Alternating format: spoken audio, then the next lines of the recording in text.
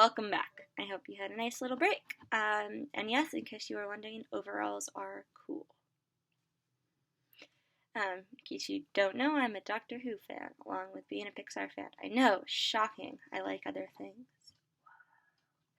But today, let's forget all that, but let's think about aliens and talk about lifted some more. Woo! Anyways, so, you remember? We have our tone and we have our goal established. Let's meet our protagonist, shall we? So, when the filmmakers introduced the protagonist, they revealed the story behind his incompetence. So we get to know what a sad little alien this is. So the big reveal is that the alien behind this abduction is actually just a kid taking the alien equivalent of a driver's test. And he keeps hitting the wrong lever, and the hologram meant to guide him keeps lighting up red and buzzing.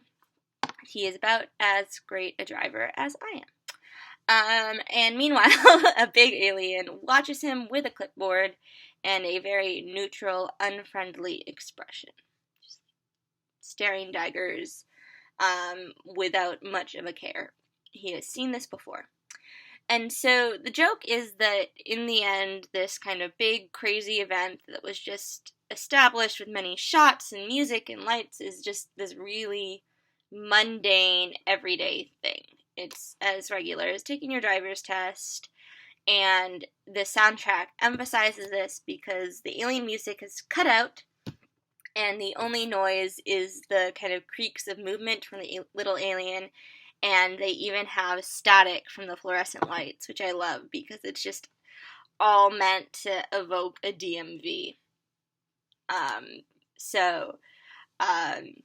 Again, kind of the big joke is that you think it's a big crazy alien abduction, and instead it is just the DMV.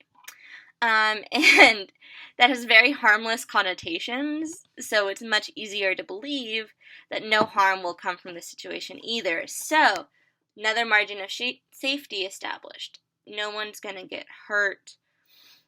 And that's really important in comedy. You don't want people actually thinking harm will come from all the hijinks.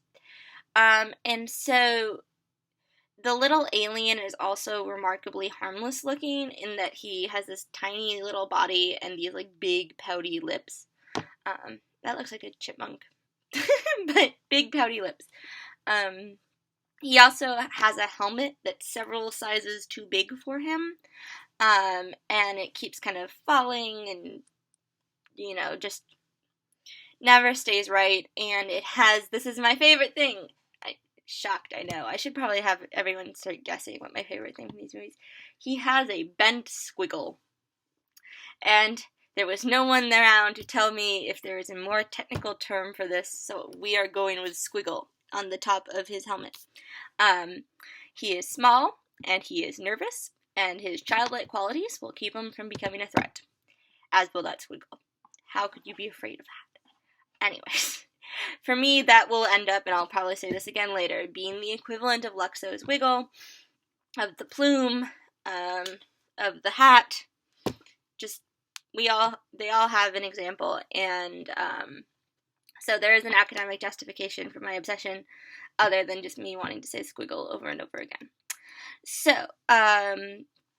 we have this not very threatening protagonist in the DMV.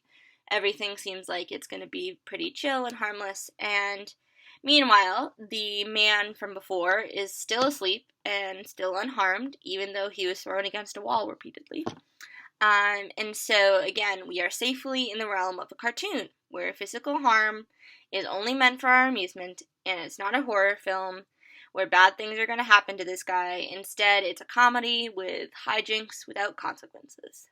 Yay! A world without consequences. So much more fun. So, the little alien is, as I assume you have figured out, a very different type of comedic protagonist than the showman from Knick Knack. He is more pathetic than antagonistic. He is not sitting there glaring at the world. He's trying really, really hard and failing. So he's modeled after a teenage boy learning to drive. And so we should know from experiences that his goal is more important to him than anybody else.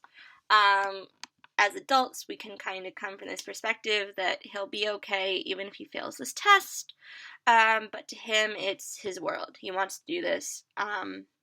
He wants it. So that's great for us because, again, we aren't worried about the tragedy if this doesn't work out, but it means that he's going to commit everything he has to making this work.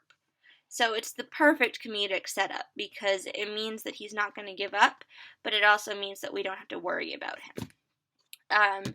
So it kind of, to summarize, it makes it safe to laugh at him when he fails.